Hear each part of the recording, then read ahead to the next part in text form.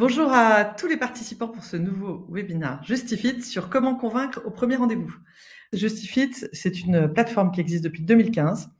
Dans un premier temps, qui permettait aux avocats d'être contactés par des justiciables, donc de développer leur business. Puis petit à petit, nous avons évolué tout en gardant notre cœur de métier, donc mettre en contact des justiciables avec des avocats. Donc nous avons 13 000 justiciables que nous mettons en contact avec des avocats tous les mois. Puis petit à petit, nous sommes devenus un média, puisqu'aujourd'hui, nous avons un blog avec 5 millions de Français qui sont venus sur notre blog l'année dernière. Voilà, donc pour trouver une réponse à leurs problèmes juridiques. Donc nous sommes devenus un média, un moyen pour les avocats de communiquer, puisque nous sommes très forts en référencement et que nous pouvons coécrire des articles pour eux qui sont publiés sur ce média, aussi tourner des vidéos.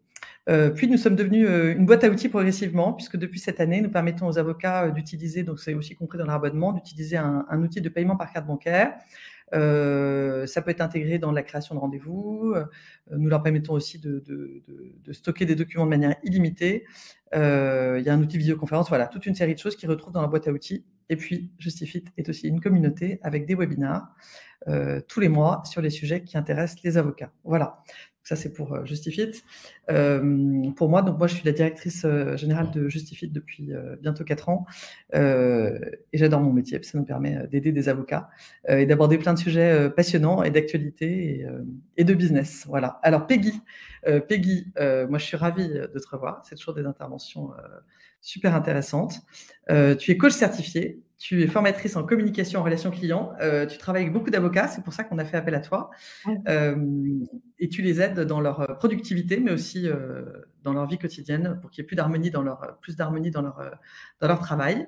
Et tu accompagnes également des particuliers, c'est un autre sujet, mais c'est un de tes domaines de prédilection, la reconstruction. Voilà. Donc aujourd'hui, tu vas nous parler de comment convaincre au premier rendez-vous, ce qui est un sujet, puis après je te passe la parole, encore plus, qui est intéressant pour les avocats qui sont partenaires de Justifit, puisqu'ils ont au téléphone ou en visio un avocat, un justiciable qui ne les connaît pas, qui ne les a découverts que sur la plateforme. Il faut le convaincre en le moins de temps possible pour pas perdre trop de temps, parce que les avocats, le temps est important, de travailler ensemble. Voilà.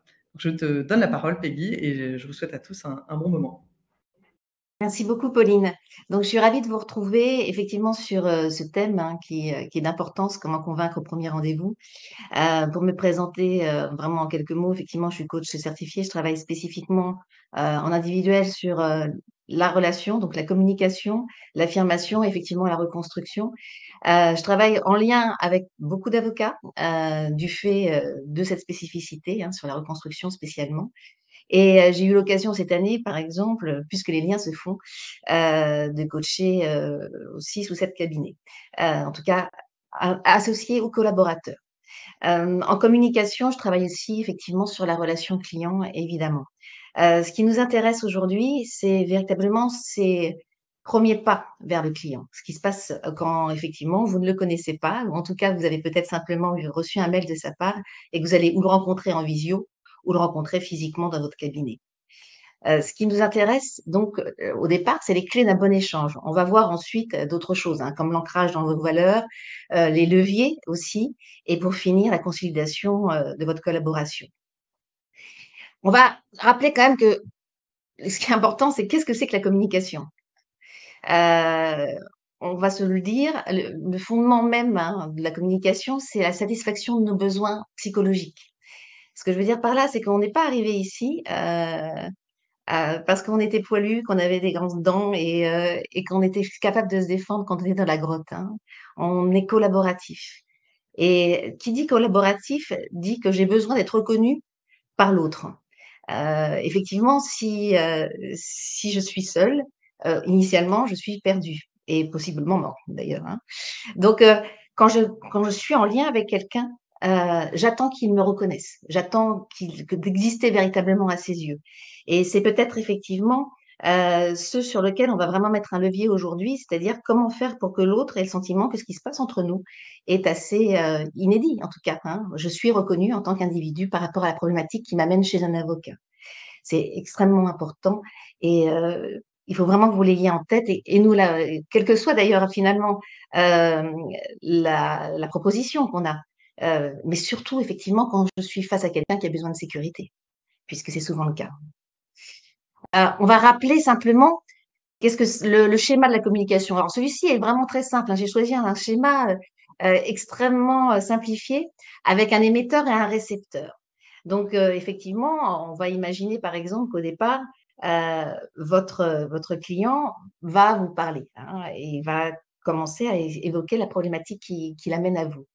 Ou la bonne nouvelle, hein, ça peut arriver aussi. C'est plus rare, mais ça arrive. Donc, véritablement, il va se confier à vous. Et donc, autour de ça, il y a un contexte. Et puis, il n'y a pas que ça. Il y a des émotions. Vous êtes le récepteur de cette communication et il va vous falloir effectivement faire un feedback. Ça vous paraît facile, ça vous paraît évident. On va voir aussi comment on le fait, ce feedback, pour que l'autre se sente véritablement entendu. À l'inverse, on voit bien que quand vous parlez, il faut bien que le récepteur vous montre qu'il a compris ce que vous dites. Je veux dire par là que on peut avoir, surtout quand on est un expert, ce qu'on appelle la malédiction du sachant, hein. C'est-à-dire, pour moi, c'est une évidence. Je vous raconte tout ça et je connais la marche à suivre pour pouvoir vous aider. Mais je vais attendre véritablement de mon récepteur, de mon client en face, qu'il valide ce que je viens de lui dire. Sinon, c'est simplement une information. Moi, ce que je veux, c'est communiquer. Si je ne fais que l'informer et qu'il est dans un brouillard d'émotions, eh bien, en fait, il est très possible que son reptilien, hein, ne vous entende pas, hein. Il va être noyé sous un flux de mots qui ne veut pas dire grand-chose. Donc, à vous d'aller le chercher pour savoir s'il a bien compris. Et ça, c'est au quotidien d'ailleurs, hein, on peut s'en servir, hein, de cette notion-là. Évidemment, je fais toujours attention, que ce soit avec mes enfants, mais encore plus peut-être par moment avec un client quand c'est essentiel pour lui et pour vous peut-être, de bien faire ce feedback.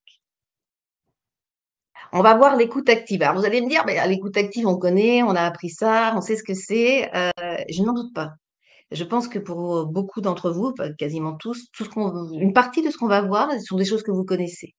Pas tout, j'espère, mais surtout, il y a une différence entre connaître et s'en servir. Parfois, au fil des ans, au fil du temps, aussi parce qu'on n'a pas forcément une appétence pour ça, on va se dire: «Bon, c'est plus nécessaire». Alors l'écoute active, c'est nécessaire effectivement, pour 3 points forts qu'on va voir ensemble. Le premier, c'est de vous permettre, quand vous êtes dans une véritable écoute, de partir vierge de préjugés et c'est primordial. C'est-à-dire que vous ne connaissez pas qui est l'autre, on va le voir par la suite et vous pouvez avoir parce que cette problématique, vous la rencontrez tout le temps, hein, cet objectif-là, un divorce, une rupture d'associé, enfin, vous connaissez et vous allez avoir sur les premiers mots, une idée très claire de, la marche à suivre ou en tout cas de la façon dont vous allez vous exprimer. Donc, l'écoute active va vous permettre dans un premier temps d'être véritablement attentif et ça veut dire que vous êtes à 100 dessus, véritablement. C'est-à-dire que je suis sur l'autre et sans autre connexion. C'est pas si facile que ça. Vous pouvez vous limiter à un temps si ça vous paraît vraiment difficile, mais c'est primordial.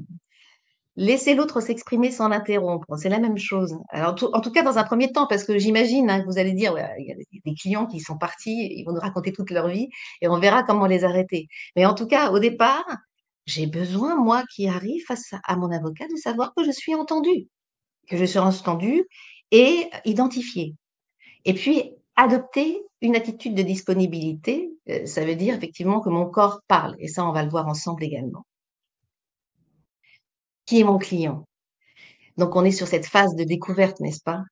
Mon client, c'est pas simplement, quelqu'un qui a ce souci, non, c'est quelqu'un qui a des besoins spécifiques, une expérience spécifique, des capacités, des croyances, une éducation spécifique.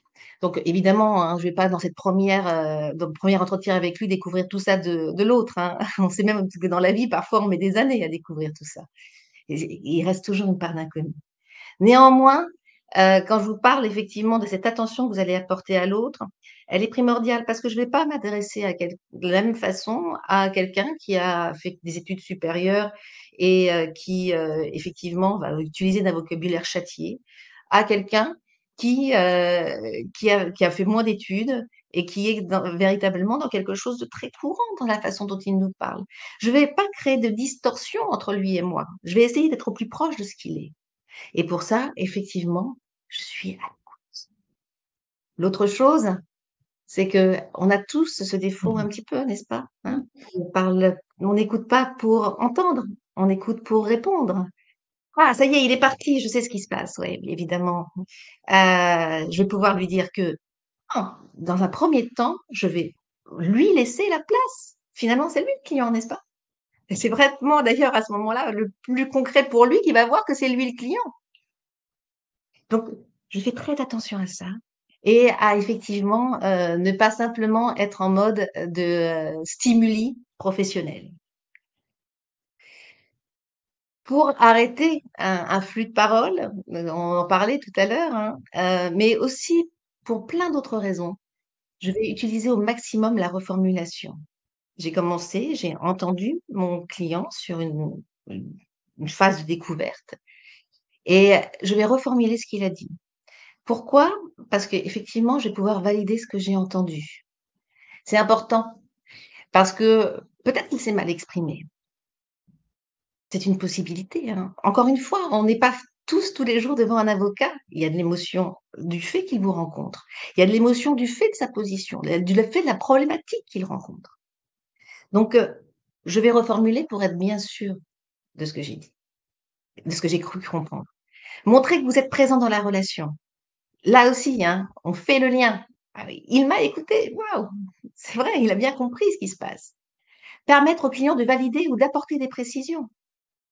C'est-à-dire, oui, effectivement, donc j'entends bien que ça fait, 6 mois que votre salarié, a des absences injustifiées.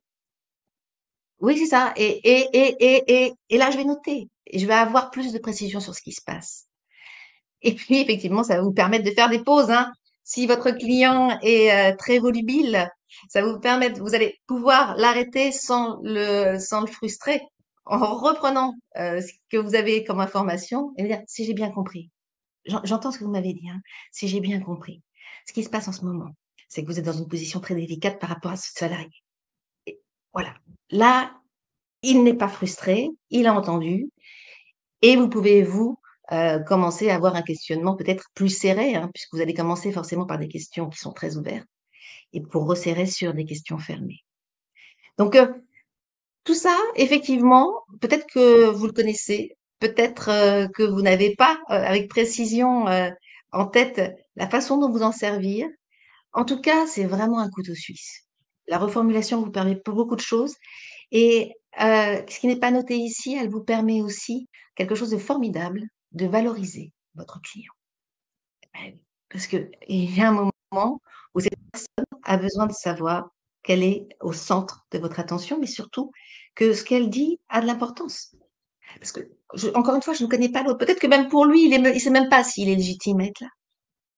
Donc, véritablement, je revalide en reformulant au maximum. Le dernier point, vous avez vu qu'on avait eu 3 points dont on avait parlé aussi effectivement de la posture, de la disponibilité physique. Alors pour, donner une illustration, je vais vous demander, de deviner le poids en pourcentage de chacune des composantes de la communication. Alors d'après vous, combien de pourcents pour le verbal? Combien pour le paraverbal et le non-verbal? Là, Je vous c'est un laisse sondage, hein. évidemment c'est un sondage, allez-y, hein, soyez spontanés. C'est pas forcément on n'y a pas forcément pensé à cette question auparavant, néanmoins, je vous la Alors, pose répondez sur le et Slack sur le côté, enfin sur la messagerie, hein, c'est ça que tu demandes, Peggy. oui, c'est Voilà. ça. D'après vous, Alors, alors ou vous le savez, c'est formidable, ou voilà, instinctivement, d quelle est la part de verbal, véritablement, dans notre communication? on a plusieurs personnes qui ont déjà participé, qui ont l'air de penser que le non-verbal est la plus importante. Donc, Maître U qui nous dit que c'est 15-15, puis 70%. Maître Thibault qui nous dit que c'est 20-20, 60%. Donc, instinctivement, le non-verbal Mmh. serait. Est-ce qu'il y en a d'autres qui veulent. Non-verbal serait plus Alors, important. 20-30, Effectivement, i 50, 20-20, 60. ouais. Voilà. Donc, 85% non-verbal. dit une autre avocate. 85% non-verbal. D'accord, très bien. On est d'accord que le paraverbal, hein, c'est vraiment la façon dont je m'exprime, enfin, le rythme de ma voix, la- le débit, mais aussi le volume, hein. Très bien. Eh bien, en tout cas, vous avez raison, hein, le non-verbal est très important. Il est à 55% D'accord, très bien. d'importance. Le paraverbal, c'est-à-dire le rythme, évidemment, quand je vous parle comme ça, à un moment, vous allez me perdre et vous perdre aussi, hein, dans vos pensées. Et 7% simplement pour le verbal. Alors, ces 7%, ils sont importants, hein, on va pas le nier. C'est-à-dire que c'est là, c'est pour ça que je vous disais aussi qu'il est important de prendre d'abord vraiment effet de qui est en face de vous, hein, d'avoir des mots qui sont accessibles pour lui et qui sont compréhensibles. Si vous utilisez un vocabulaire d'expert, ça veut dire que je suis capable de l'expliquer. Je le pose très bien. Ah oui, alors je vais vous expliquer de quoi il s'agit. Donc c'est uniquement 7%. Alors pour ceux pour qui ça paraîtrait euh, peu, mais je vois que c'est pas le cas ici. Effectivement, un qui n'a pas entendu le fameux à la question «ça va?» «Ouais, ouais, ça va». Ouais, voilà, c'est simple. On a tous compris que ça n'allait pas et pourtant j'ai bien dit que ça allait. C'est pareil sur un entretien où je vais demander à mon client s'il a bien compris et qu'il va me dire oui, voilà. Vous savez exactement qu'effectivement ce n'est pas compris. Et ça va être la même chose évidemment quand vous allez accueillir quelqu'un. Qu'est-ce que je fais quand j'accueille quelqu'un? Je peux dire bonjour, je peux lui serrer la main, je peux lui demander de s'asseoir et faire ça de façon très automatique, de façon très anonyme. Donc j'ai beau avoir eu tous les codes de séance, ça va pas lui parler spécifiquement. En tout cas, je ne l'aurais pas accueilli comme il se doit. Il y a aussi l'effet miroir, donc ça c'est un petit plus, hein, que je vous ai mis, simplement pour vous montrer que dans cette notion d'attitude, hein, je vais être vraiment ouvert au monde, hein, et surtout à mon client. Il y a aussi le fait de s'adapter physiquement. Alors, ça ne veut pas dire qu'effectivement, vous allez le faire aussi bien qu'Obama, parce qu'Obama, c'était systématique, il a été très bien coaché. Mais on voit que ça crée quoi? Bah, ça crée non pas une intimité, mais de l'appartenance. Tout comme dans le vocabulaire, c'est ce que je vous disais. Ça peut paraître fou, hein, que ce soit aussi, on pourrait dire grossier, mais comme c'est mon monde, eh bien, évidemment que je ne remarque pas qu'on me copie. En coaching, c'est quelque chose qu'on connaît bien pour mettre vraiment quelqu'un à l'aise et qui va avoir tendance à faire ça ou à parler comme ça. Je vais avoir un moment cette attitude-là et pour l'aider à véritablement être en confiance. Alors, je ne demande pas de faire ça systématiquement, évidemment, mais je sais que l'attitude qui est en face est d'importance pour moi et que celle que moi je lui livre raconte une histoire. Et pour cela, on va parler donc du biais cognitif. Le biais cognitif, c'est un mécanisme, hein, de la pensée qui entraîne une déviation du jugement. Pour vous dire à quel point c'est significatif, c'est qu'aujourd'hui, quand on travaille sur l'UX, par exemple, hein, l'expérience utilisateur, on ne suffit pas simplement à la logique. Effectivement, ça paraît simple, si on appuie ici, ça va fonctionner et tout le monde comprendra. Non, c'est pas du tout ça. On va passer par une étude du biais cognitif. C'est pas logique. C'est ça qui est formidable d'ailleurs, hein. Heureusement, il y a une part d'inconnu chez nous tous et c'est pour ça aussi qu'on va parler, vous avez déjà entendu parler de l'importance des 20 premières secondes, hein, la fameuse règle des 4-20. Donc je vais vous la rappeler simplement. Les 4-20, c'est que je vais être extrêmement concentrée sur les 20 premières secondes de rencontre avec mon client. C'est une évidence parce qu'elles vont être d'une importance capitale, même si évidemment, hein, je vais avoir une souplesse par la suite si je reste 1 heure et demie avec lui. Néanmoins, je le prends très au sérieux. C'est les 20 premiers gestes. Alors, je vais vous donner quelques tips comme ça que vous appliquerez ou pas. Mais on va dire, et il faut que vous soyez à l'aise avec ça, hein, surtout. Avant tout, il faut être à l'aise. Il ne faut pas que ce soit télécommandé. Attends, Peggy, On va dire que sur la poignée de main, par exemple. Peggy, je t'interromps Oui. juste. Est-ce que tu as prévu de parler, parce que beaucoup de rencontres sur notre plateforme, en tout cas, se font au téléphone, dans un premier temps. Donc, Mhm. comment ça serait intéressant que tu nous dises comment D'accord. faire le non-verbal au téléphone, si tu as des conseils. Voilà, je te permets. Eh bien, en fait, on comprend bien qu'il n'y a pas de non-verbal au téléphone, qu'il reste par contre une part énorme de paraverbal. Ouais. Le paraverbal, c'est quoi? Ben, c'est effectivement le dynamisme que je veux mettre dans ma voix. C'est l'aspect rassurant, c'est-à-dire que je vais être dynamique, mais je vais pas être tonitruant, hein. Et c'est ma calibration aussi à la personne qui est en face. Je vais bien l'entendre. Donc, je vais absolument aussi, si j'ai quelqu'un qui parle tout doucement et qui est très timide, et cetera, je vais descendre un peu pour être rassurant, hein. Je vais pas être à son niveau, mais je ne vais pas lui faire peur. Je vais rentrer dans sa sphère. À l'inverse, effectivement, j'ai quelqu'un qui parle très vite, un peu comme moi, heu, Non, non. eh bien, je vais aller aussi, vers ce dynamisme-là et ce type-là, de façon de parler. Bon, alors je sais, évidemment que le sourire s'entend au téléphone, ça c'est une évidence, hein. C'est-à-dire que pour bien «sourire» entre guillemets et pour avoir la bonne voix, je vais me tenir droit. C'est pas parce que je suis au téléphone qu'on va pas me voir. Mais heureusement que si je me tiens comme ça et que je suis en train d'appeler, évidemment, c'est pas du tout la même respiration et que ça va s'entendre. Alors, on va pas s'entendre que je suis avachie, ça va s'entendre que je suis pas hyper dynamique par contre. Mmh. Donc, tout ça, je vais le prendre en compte, évidemment. Alors, on va parler d'ailleurs de ça, même dans la règle des 20 fois 4 là, 4 fois 20 plutôt. C'est que sur ces 20 premières secondes, il y a les gestes. Alors ça, c'est quand je reçois, hein, évidemment, mais c'est aussi quand je suis en visio. Est-ce que j'ai des gestes illustrateurs de ce que je suis en train de dire?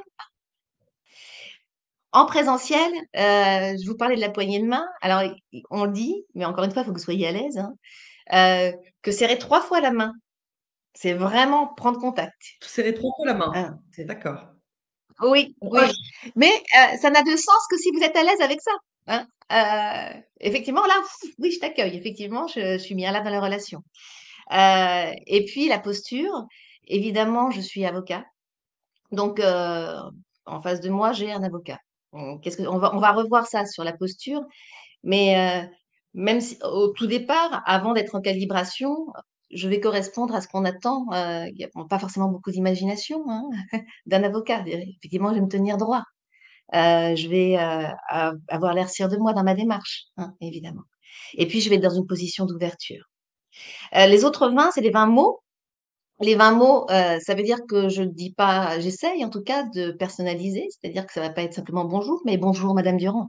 Vous voyez que si, dans les 20 premières secondes, j'ai vraiment accueilli, par mon corps ou, par mon sourire quand la visio s'allume, hein. Ensuite, que j'ai bien spécifié que je sais qui est en face de moi, que c'est madame Durand, hein.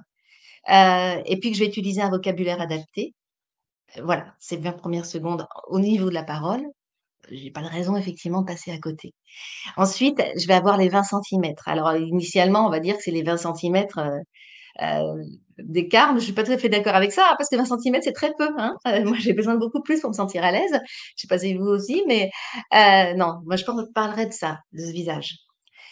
Tout ce qui passe par mes yeux, tout ce qui passe par ma bouche. J'ai besoin de quelqu'un qui me regarde pour savoir que j'existe. J'ai besoin de savoir que quelqu'un est capable de me sourire et que c'est véritablement à moi qu'on passe cette énergie. Quand je vous parlais d'énergie tout à l'heure, vous avez tous été parfois en relation avec des gens qui vous euphorisent, hein, et puis des gens avec qui après vous êtes crevés. Vous dites: «Oh là là, il a puisé toute mon énergie», mais c'est concret, quoi. Alors je donne quelque chose et la plupart du temps, quand je donne quelque chose, on me rend quelque chose. C'est ça qui est magique. Donc voilà, pour ces 20 centimètres, ces 20 mots, ces 20 moments cruciaux. Hem, le biais cognitif donc, on va parler de l'effet halo. C'est-à-dire que la première impression va avoir un effet, en chaîne par la suite. Encore une fois, ça échappe au jugement, mais c'est concret. C'est pour ça que ces 20 secondes sont importantes et au-delà, hein, c'est la règle des 20 secondes, mais bon. Donc je le prends vraiment en compte parce que ce qui va se passer quand je vais lui dire bonjour va avoir une incidence au moins sur, la première partie et voire plus de ma relation avec l'autre. Ensuite, j'ai le biais de confirmation et le retour de flamme. Alors pourquoi c'est si important? Parce que, c'est toujours du biais cognitif, c'est-à-dire que ce qui va me montrer que ma première impression était fausse va être affirmé. Alors, je vais confirmer que c'était bon, hein, oui, il est un peu froid, effectivement. À chaque fois qu'il va y avoir quelque chose un peu tendu, je dis: «Bah oui, j'ai raison, il est froid». Et puis, par contre, ce qui va montrer le contraire va être firmé par mon esprit pendant un certain temps. C'est quelqu'un que vous rencontrez à une soirée, hein, et que vous trouvez super sympa, vous le connaissez pas, il vous l'apporte, il dit: «Oh, c'est super joli ici», et cetera. Très bien. toute la soirée, si vous lui parlez très peu ou si vous échangez quelques mots, vous allez confirmer le fait qu'il est super sympa. Et vous n'allez pas regarder qu'effectivement, à un moment donné, il parle de façon un peu désagréable à quelqu'un. Donc, vous allez le voir, mais vous n'allez pas le confirmer.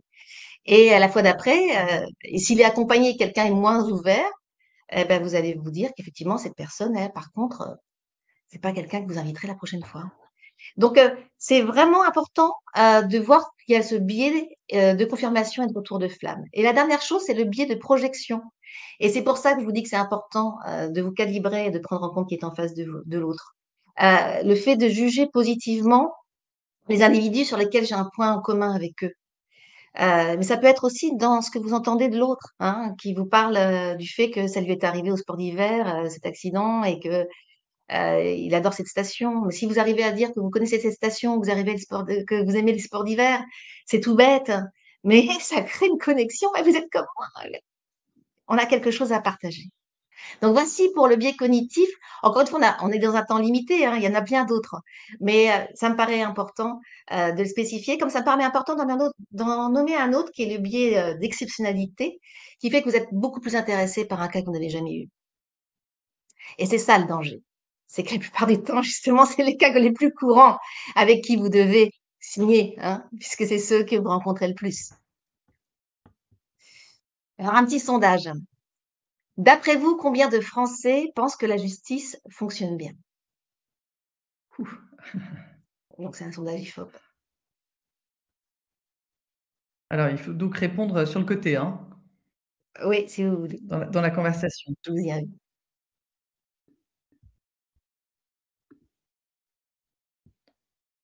Je vais tenter de jouer moi aussi. Je vais dire, 55 parce que les Français sont toujours mécontents.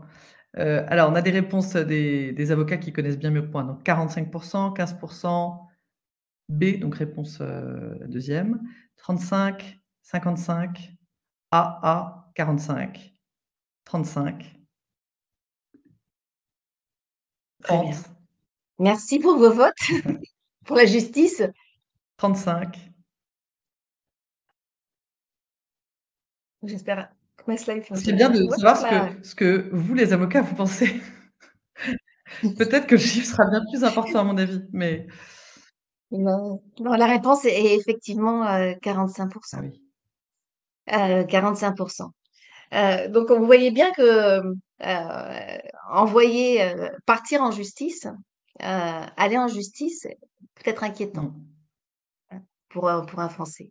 Alors, ça peut être sur la durée, hein, ça peut être vraiment, on n'a pas précisé exactement quelles étaient les défiances.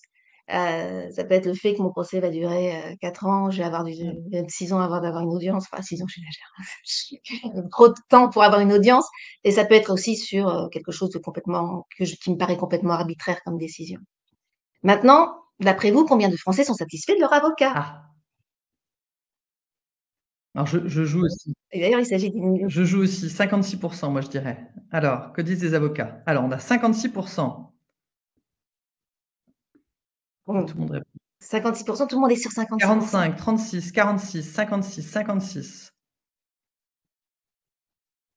56, 56, Très bien. ce qui est même pas tant que ça. Enfin, moi j'ai toujours été satisfaite à 100 des avocats avec qui j'ai travaillé.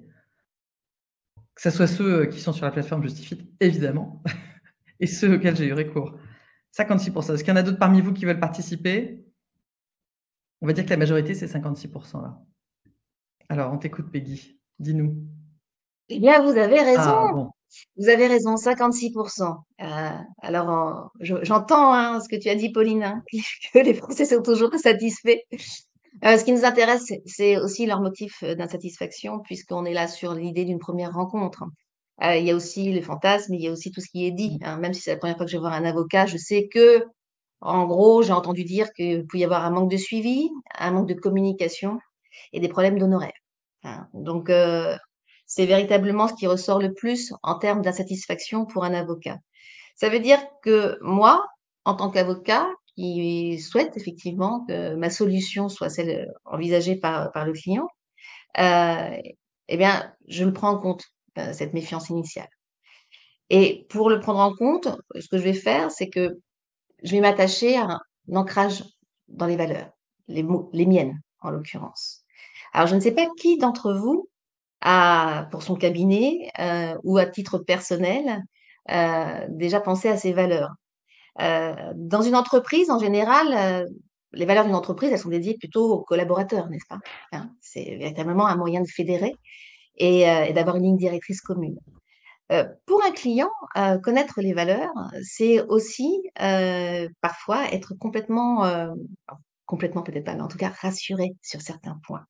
Alors, je vous ai fait une sorte de nuage de valeurs potentielles.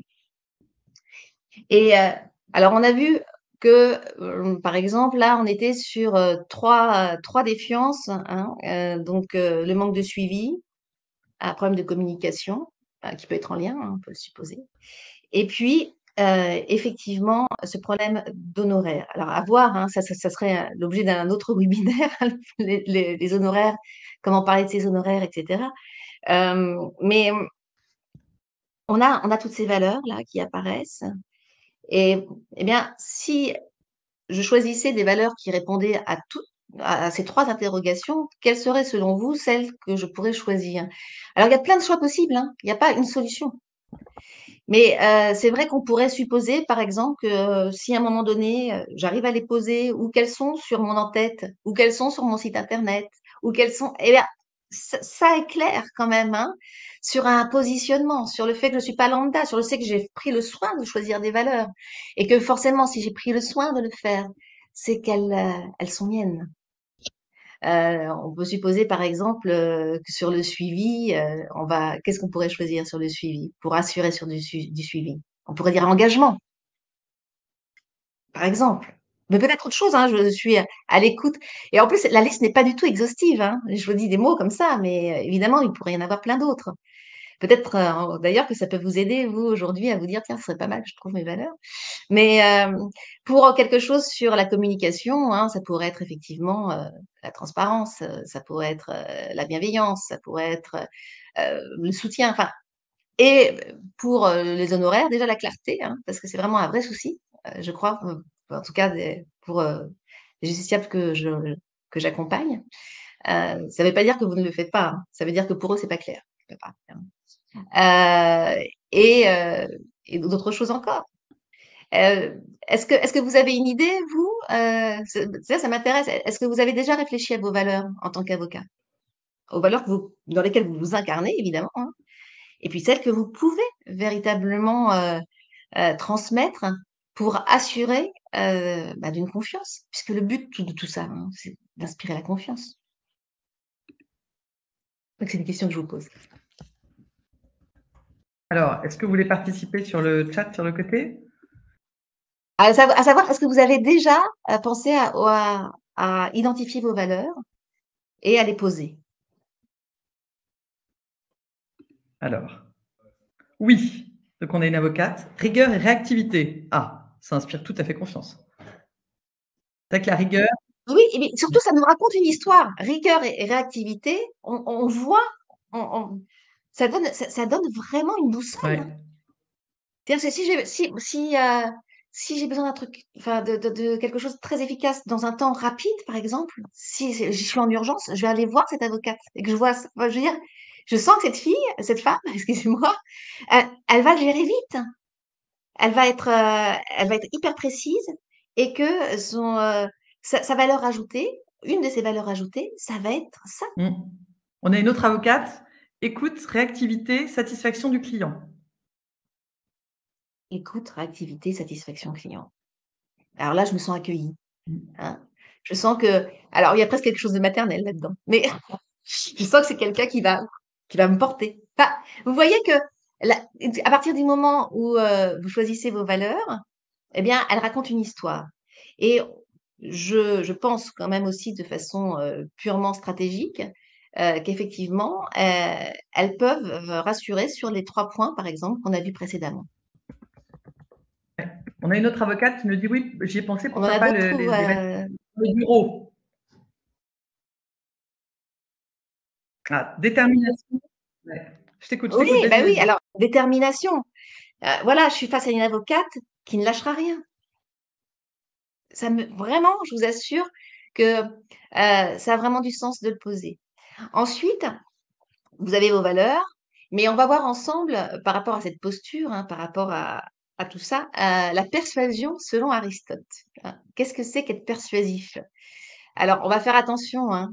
On va pas être sur de la manipulation. Je pense que c'est vraiment très important de faire la Oui, différence. Hein. Quand je excuse-moi, manipule je quelqu'un, t'interromps, je Julie, juste l'emmène pour te à... dire qu'on a eu un Oui, dernier partage d'expérience, merci maître, sur les mots détermination, fiabilité et persévérance. détermination, fiabilité. Alors, détermination et fiabilité. Détermination et persévérance. Donc là, on sent que c'est vraiment, là de nouveau, on est avec quelqu'un qui ne lâche rien, hein, et avec qui on sait qu'on va être défendu même sur du très long terme, par exemple. C'est-à-dire que on est sur quelqu'un qui n'hésitera pas à partir du moment où le client le souhaite, à faire des appels, à y aller et à se dire on va pas s'arrêter là. Voilà, ça nous raconte une histoire. Ça, c'est très clair. Euh, la persuasion, donc, c'est donc la rhétorique, hein, c'est ici de la rhétorique d'Aristote. Euh, donc, au départ, c'est véritablement du discours, mais on peut supposer que ça peut aussi s'illustrer globalement. Donc, on est sur le ethos, hein, c'est le caractère, la morale. Donc, ça peut être aussi par rapport à pour une première rencontre, en tout cas, une vraie identification. Alors, c'est plus facile hein, d'avoir de l'éthos quand derrière, on a été très chaudement recommandé. C'est-à-dire que l'autre arrive avec déjà une idée hein, de avec quasiment une conviction du fait que vous êtes à votre place, que vous êtes véritablement un expert, que vous avez possiblement de la morale, etc., etc. Pareil, je suis bâtonnier, c'est plus facile. Hein. J'arrive, mon ethos. Après, faut que je le tienne. Hein, par contre, hein, il suffit pas d'eux. Mais c'est pour quelqu'un qui serait un jeune avocat, ça va véritablement être effectivement par son vocabulaire et sa posture. C'est-à-dire, je suis jeune avocat, mais je vais mettre en avant des valeurs fortes, effectivement, et puis quelque chose d'extrêmement impliqué, où je vais expliquer mon parcours. Moi, voilà, je vais pas dire que je suis brillant, hein, mais je vais dire que c'est quelque chose qui m'anime. Dès le lycée, je savais que je voulais être avocat. Hein, et ensuite j'ai fait ce stage-là, ce stage-là. Je vais véritablement être dans quelque chose qui dans mon attitude aussi, va montrer que j'ai des valeurs, que j'ai de la morale, que je suis un expert. Le pathos, vous l'avez compris, hein, c'est l'empathie hein, initialement, mais en fait c'est surtout l'émotion. Euh, le storytelling. Le storytelling, vous allez dire, mais qu'est-ce que ça veut dire quand on est avocat du storytelling? Eh ben, ça passe par effectivement le fait que vous pouvez vous raconter votre histoire. Ça passe surtout à une histoire aussi euh, concluante d'une expérience que vous avez vécue avec un client. Ça passe par le fait de re-raconter l'histoire de l'autre. C'est du storytelling en y mettant de l'émotion. Ça y va par la passion que vous avez pour votre métier. Et puis votre vocabulaire, effectivement. Je vais utiliser vraiment un vocabulaire où j'ai le droit de dire, hein, je sens que vous êtes là dans une grosse angoisse. Bon. Et là, je réponds à l'autre parce qu'il est. Je n'ai pas à me défier des émotions. Les émotions, elles font partie intégrante de ce que vous avez à gérer. C'est un métier très particulier pour ça. Encore une fois, vous êtes un secours hein, pour nombre de personnes qui sont démunies. Et puis, le logo, c'est la logique. C'est-à-dire qu'il y a un moment où je vais aller sur A plus A plus A. Je veux dire, après très longtemps, on a pensé que c'était vraiment un levier uniquement masculin. Maintenant, on sait que les femmes aussi savent compter. Donc, n'hésitez pas, quand vous avez des clientes, je vais être du rationnel. Prémisse, prémisse, prémisse est égal. Voilà comment ça se passe. Voilà ce que moi, une des solutions que je peux mettre en place. Et je vais être extrêmement concret. C'est-à-dire que je vais avoir des preuves, des expériences. Je vais avoir concrètement hein, une loi que je vais pouvoir montrer. Quelque chose qui est de l'ordre de je peux le toucher. C'est concret cette histoire. Donc, c'est à penser, c'est un peu court pour en parler, mais néanmoins, je sais que si j'aligne ces trois-là, j'ai tout en main pour persuader mon interlocuteur. Maintenant, on va voir les leviers ou les attentes clients. Alors, je l'ai mis avec un petit astérix parce que peut-être que vous le connaissez, le Soncase. C'est une méthode de vente. Alors, c'est pour ça que j'ai mis avec un astérisque parce que voilà, devant tout conseil, parce que vous n'êtes pas des vendeurs. Et donc, ça ne vous concerne pas. Par contre, ce qui est intéressant, c'est la méthode. Le son casse, c'est donc les leviers de motivation de mes clients. Et vous allez voir que c'est pas anodin. Donc là, il y en a deux au moins, en tout cas un sûr qui vous concerne très peu. Et encore, j'ai pas mis le dernier qui est le E, maintenant qui est arrivé il y a quelques années. Alors le S, qu'est-ce que ça veut dire son cas? C'est peut-être que vous le connaissez, je ne sais pas. Euh, donc on est sur la sécurité, l'orgueil, la nouveauté, le confort, l'argent, la sympathie. Voilà donc 5 leviers de motivation d'un client potentiel. En l'occurrence, vous voyez bien que vous, le N de la nouveauté, bon, il est quand même assez absent.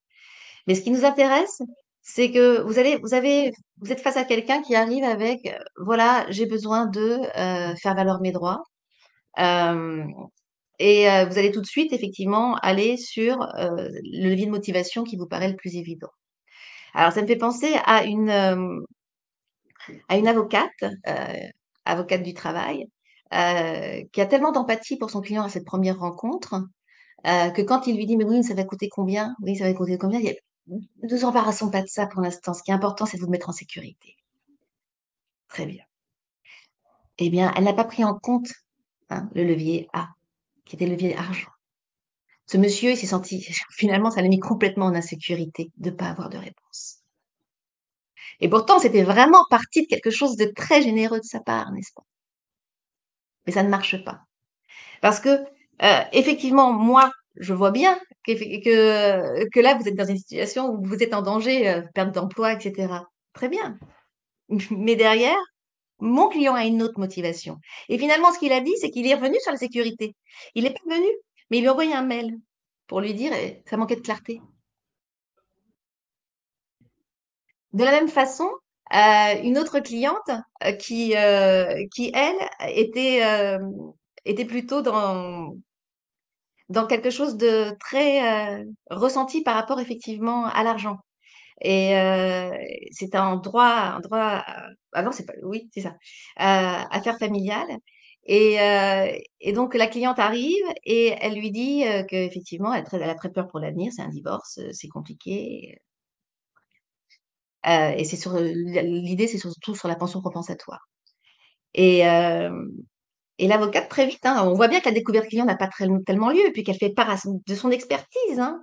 Elle a posé des questions aussi globales sur, et par rapport aux enfants.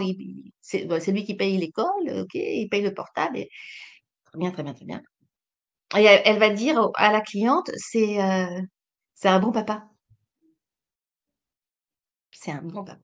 Eh bien, vous voyez que là, il y a un truc, c'est que la maman, elle est en sympathie forte avec ses enfants. La sympathie, c'est un levier énorme, la sympathie, hein. Que ce soit votre mère, votre père, etc., on commence à vous parler de lui, même dans la vente, hein. Quand c'est pour quelqu'un d'autre, c'est beaucoup plus facile pour un vendeur de vendre, s'il sait se servir de ça. Et là, la femme en face, effectivement, n'était pas du tout d'accord avec le fait que ce soit un bon papa. Même s'il payait le portable, même si... Fini, on arrête là. Donc, je vais chercher les leviers, le maximum. Je vais pas m'attendre, je vais essayer au maximum d'être sur... la plupart du temps, il y a deux leviers de motivation. Il y en a un qui est effectivement urgent et un autre qui paraît secondaire. Je ne le connais pas, je ne connais pas qui est l'autre, véritablement à ce moment-là. Donc, à partir du moment où je suis, en tout cas, au fait de ça, je vais poser des questions ouvertes, hein, à un moment donné de cet entretien. Sur les... Ça peut être celles-ci, je ne dis pas qu'elles sont universelles, hein, absolument pas, hein. J'ai dû chercher des questions possibles. En tout cas, ça peut être celle-ci dans certains cas. Quel résultat attendez-vous? À un moment, voilà, j'ouvre le champ au maximum. Quel résultat attendez-vous? Et après, je peux les hiérarchiser. Là, c'est pour ça qu'on fait appel à, que je vous ai montré le son case, hein. Quels sont ceux indispensables pour vous? Parce que parfois, je ne peux pas répondre à tout. La justice ne pourra pas répondre à tout. Et c'est important pour moi, qui vais vous défendre, de savoir véritablement, hein. Après, je vais dérouler, hein. On a vu, la problématique, mais comment préférez-vous que nous communiquions ensemble? C'est important, on a bien vu que la communication était un souci. Donc, et je vais établir aussi mes propres règles, hein. Il s'agit pas d'aller si je fais l'impasse, on l'a vu tout à l'heure sur la notion d'argent, si je fais l'impasse, je ne résous pas le problème. Il vaut mieux que j'en parle, voilà. Bon, effectivement, moi je préfère, en tant qu'avocat, que vous m'envoyiez, des mails, régulièrement même, mais plutôt que m'appeler, hein. Et par contre, comme ça, je fais aussi la hiérarchie entre l'urgence et pas l'urgence. Après on verra, hein, mais effectivement les mails, c'est pareil, hein. Automatiquement, vous recevrez un mail de confirmation comme quoi j'ai bien reçu vos documents et il y aura un traitement dans les 72 heures ou dans les 48 heures. Ça, c'est à vous de voir. Mais en tout cas, ça, c'est vraiment quelque chose que je rencontre souvent, des gens qui envoient des documents à leurs avocats et qui ne savent et donc qui renvoient un mail derrière pour dire: «Est-ce que vous les avez bien reçus?» C'est de l'inquiétude pour rien. Un mail automatique: «Nous avons bien reçu vos documents, nous reviendrons vers vous».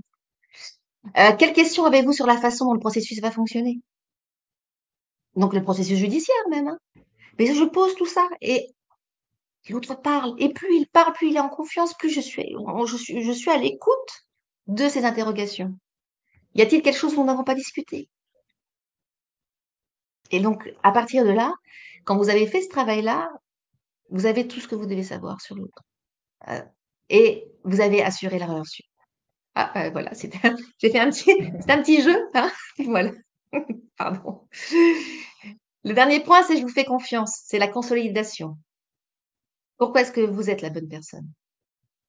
Donc, il y a un moment donné, effectivement, on a fait le tour de la question, j'ai posé ces questions, je sais, j'ai quand même commencé à émettre effectivement des solutions ou des hypothèses et je vais donc, clore, hein, à mon rythme, cet entretien, à moins qu'il y ait d'autres questions, mais j'ai posé la question déjà, si elle avait autre chose à dire.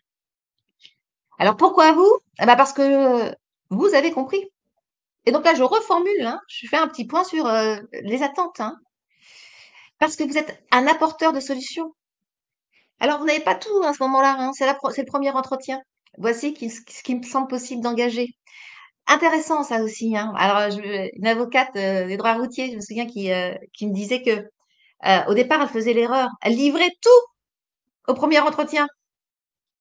Donc et ça peut être, il y a pas qu'elle d'ailleurs, hein. Ça peut être une problématique. D'ailleurs, une autre aussi oui, beaucoup de femmes, qui me disaient il y avait aussi le fait de mettre en avant les points négatifs, hein. Parce que quand j'apporte la solution, heu je peux mettre en garde sur la longueur d'une procédure, sur tout ça. Mais je dois quand même être aussi sur un équilibre et encore, voilà, c'est encore une fois, c'est beaucoup d'empathie, beaucoup de bienveillance et je peux dire effectivement ce genre de procès peut être long, hein, je tiens à vous le dire, mais je comprends que votre motivation à vous, c'est différent que de dire simplement: «Bon, alors il y a beaucoup, vraiment il y a des longueurs, ça peut durer 10 ans cette histoire, hein». Si c'est vrai, je l'évoque et je mets en balance aussi la motivation en face. En tout cas, je continue d'interroger, je dis pas simplement, «Ça va être super long». Heu, donc dans la solution, je peux proposer plusieurs alternatives au point où j'en suis. C'est pour ça que j'ai mis ce point 3, hein. Parce que maintenant que moi, en tant qu'avocat, je suis prêt à vous aider et pour vous défendre ou vous représenter, je vais avoir besoin de plus de documents. C'est-à-dire que j'entraîne l'autre dans le fait que ça y est, on est parti. J'ai besoin de plus de documents pour vous défendre évidemment et donc je ne clôt pas sur, simplement, quelque chose qui serait «si vous voulez bien» ou «je vous laisse réfléchir», hein. Je vous ai compris, j'apporte une solution, en tout cas plusieurs solutions possibles et il y a une alternative dont on va pouvoir parler ensemble, quand j'aurai pu étudier vos documents. Et puis vos honoraires.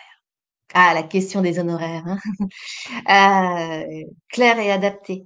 Alors ce n'est pas pour ceux qui ont des difficultés à parler d'honoraires, ce n'est pas vous en tant qu'individu que vous vendez, c'est votre solution. C'est, le fait que vous représentez quelqu'un. C'est, le fait de le défendre. Hem toute peine mérite salaire, évidemment, et c'est tout à fait compréhensible. Donc, j'y vais simplement. Si je suis gênée, ça va se sentir, hein. Je n'ai pas à l'être. Véritablement, j'apporte quelque chose, hein. J'apporte quelque chose. Et dans l'autre sens, c'est pareil. Euh, je, je peux de toute façon dire qu'effectivement, c'est à l'heure ou au forfait. Dans votre cas, je pense que le forfait est plus adapté. Et puis, je fais en fonction de la personne qui est en face de moi. Je l'ai entendu, j'ai entendu ses réserves. Si je peux proposer effectivement en trois fois, c'est très bien. Mais dans ce cas-là, je vais spécifier que c'est pour vous. De nouveau, je remets dans la relation. À partir de ce moment-là, je crois qu'on a fait à peu près le tour de ce qu'on peut voir dans le temps qui nous était imparti. Je suis évidemment, je peux répondre à vos questions. Et là, c'est simplement un petit point, hein, sur ce qu'on a pu voir de façon succincte, certes, mais on a vu les clés d'une bonne communication, valeur et le discours, les leviers, la consolidation. Et puis après, effectivement, si vous voulez en savoir plus, n'hésitez pas. Et surtout, n'hésitez pas maintenant à poser des questions si vous en avez. Merci Peggy. Ton intervention était très adaptée aux avocats, mais c'est vrai que pour tout le monde, pour moi aussi, c'était très enrichissant et ça m'a appris plein de choses et surtout ton sourire et bien la confirmation que de sourire quand on rencontre quelqu'un, ça met en sécurité. C'est super. Merci beaucoup Peggy. On a des Mais remerciements. merci à Merci, vous, c'était très clair, super tous. présentation. Euh, Notamment sur le sujet des honoraires, puisque nous, on a 2000 avocats partenaires, donc on échange avec beaucoup Oui. d'avocats. Et c'est vrai que, et c'est un retour aussi qu'on a des justiciables, puisqu'on a plein de justiciables avec lesquels on échange aussi. C'est vrai que le sujet des honoraires, il ne faut pas hésiter à en parler aux justiciables, parce que comme tu dis, ils ne vont pas se dire qu'on veut leur parler d'argent et à tout prix leur vendre quelque chose, ils vont juste être en sécurité par rapport à leurs besoins. Et ça, je pense que les justiciables, le A est important, effectivement. J'ai mis le lien vers plein d'articles que nous avons sur Maîtrise, notre média à l'intention des avocats, sur les honoraires. Donc, n'hésitez pas, pour tous les participants, à le reprendre et à regarder, parce qu'on a déjà fait des webinaires sur ce sujet-là. Voilà, les merci pleuvent, Peggy. Je suis ravie. Je suis ravie. Si vous avez des questions, oui. Alors, la question de l'argent, c'est une question très sensible pour tout le monde. Hein, pour vous, pour le client, pour n'importe qui. Et on sait très bien que elle représente bien autre chose encore, hein. L'argent représente pas la même chose pour chacun. Euh, et, et vous êtes dans un métier où vous avez aussi cette possibilité-là, et vous le faites, hein, de voir par rapport à votre clientèle aussi. C'est-à-dire que vous pouvez adapter. Mais si j'adapte mes honoraires, vraiment, je pense à le formaliser. Euh, Si je fais en trois fois, en quatre fois, je pense à le formaliser. Si on me dit c'est cher, je parle bénéfice. Ça, c'est un truc de commercial, hein. Mais voilà, enfin, moi, ce que je vous propose, c'est de vous accompagner. Ce sont mes tarifs. Je pense qu'on peut vraiment collaborer bien ensemble et moi, je vais vous amener, en tout cas, je mettrai tous les moyens possibles. Je comprends. C'est à vous de voir, certes, hein, mais je suis assez convaincue du bénéfice qu'on aurait de travailler ensemble. On parle de coûts, je parle de bénéfices. Euh, Autre chose par rapport à l'argent, encore une fois, je pense que euh, c'est quelque chose qui nous accompagne, hein, cette notion d'argent. Ça peut être la puissance, ça peut être plein de choses. Et sur ce son casse argent, je peux aussi avoir l'inverse. Je me souviens d'une avocate qui m'en a parlé, immobilier, et qui me disait que effectivement, parfois, les prix. Mais vous le faites tous et vraiment, c'est normal, hein. Je fais par rapport à la personne qui est en face de moi et qui effectivement avait augmenté un peu son prix en pensant que peut-être ça serait dissuasif. Mais pas du tout, parce qu'il y a des gens pour qui que plus c'est cher, plus ça a de valeur, En tout extrêmement cas, ça donne primordial. envie d'être coaché par toi. En tout cas, moi, ça m'a donné envie. Merci, Peggy.